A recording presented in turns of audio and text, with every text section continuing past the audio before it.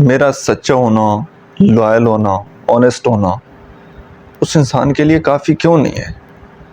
یاد رکھیے گا، کچھ لوگوں کی ایکسپیکٹیشن آپ سے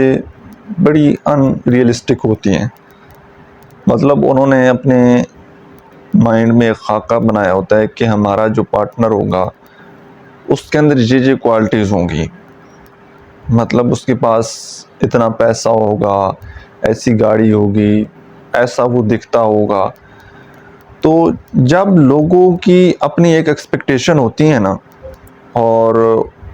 ویسا جب انسان ان کو نہیں ملتا، تو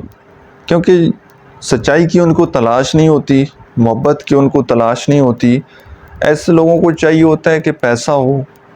بڑا گھر ہو، بڑی گاڑی ہو، بندہ بے شک چرسی ہو، شرابی ہو، چل جائے گا، ٹھیک ہے۔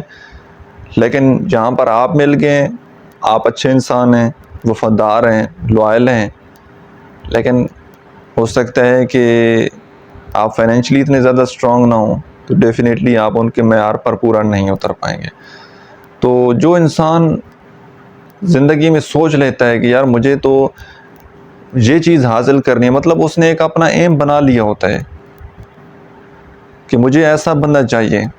تو جب تک اس کو ویسا بندہ نہیں ملتا، اس کے سامنے وفادار آئے، آنیسٹ آئے، جان کی بازی لگا دینے والا آ جائے، اس کے لیے یہ چیز میٹر نہیں کرتی، کیونکہ اس کا فوکس، اس کا گول کوئی اور ہے۔ تو جو اس کا فوکس ہے، جو اس کا گول ہے، وہ اس کو مل جائے گا۔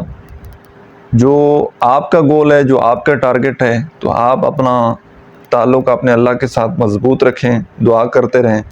تو انشاءاللہ جو آپ کے نصیب میں ہوگا وہ آپ کو بھی مل جائے گا۔